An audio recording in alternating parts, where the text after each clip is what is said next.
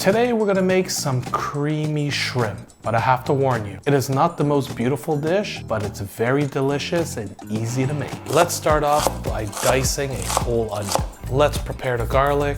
Believe me, after you eat this dish, you're not gonna wanna kiss your wife. I know what you're thinking, that's a lot of garlic. If you're someone that doesn't like garlic, you can't be a friend of mine. There you have it, a stick of butter. Sure, it's a lot of butter. I never said that this was a healthy dish. And once the butter is all melted, we can add the onions. And keep a close eye on the onions. We want to sweat them out. We don't want them to get burnt. So make sure the heat is not too high. Lovely, lovely. Now it's time to add the garlic. The reason you add the garlic after is so you don't burn it.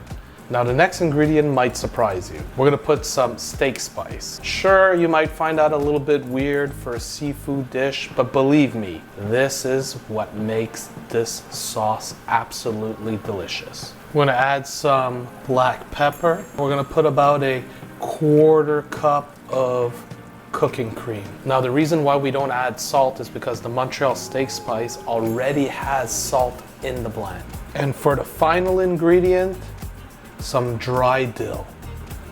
Once the cream is in, make sure you keep an eye on it. So here we have some shrimp.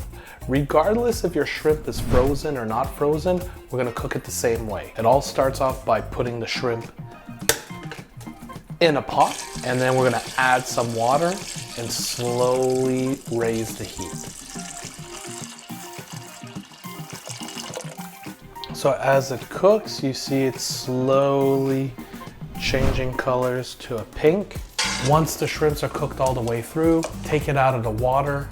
We're not gonna give these shrimps an ice bath because we want to eat them nice and warm.